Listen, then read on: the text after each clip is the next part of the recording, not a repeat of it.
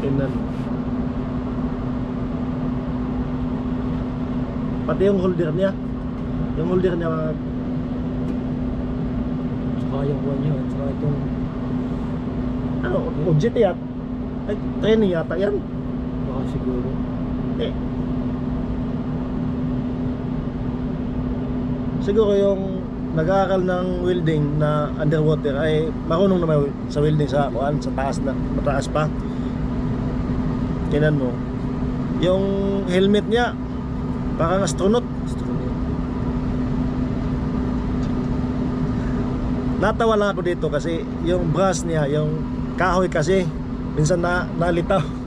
Ah, Nalitaw tapos hindi siya kuwan, hindi sa steel. steel. Oh.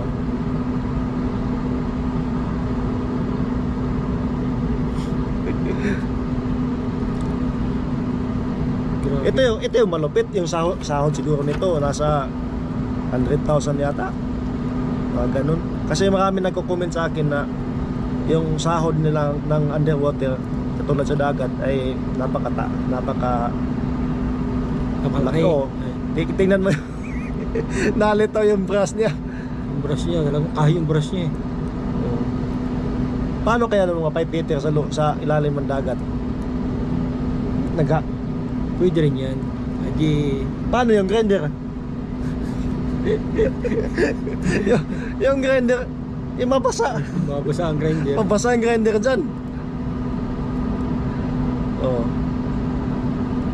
Ang galing na ako. Ang galing ng pagkaka-building sila ng tubig.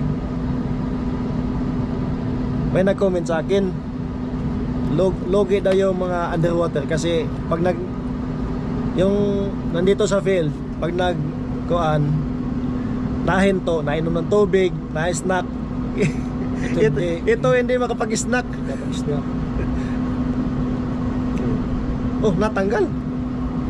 Natanggal niya.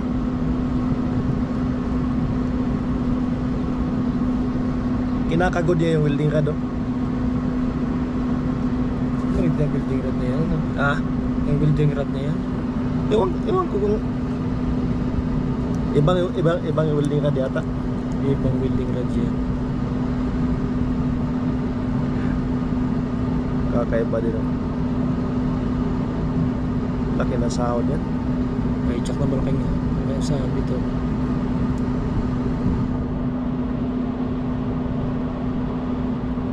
Daming welding rod. Hindi yata nabasa yung welding rod niya.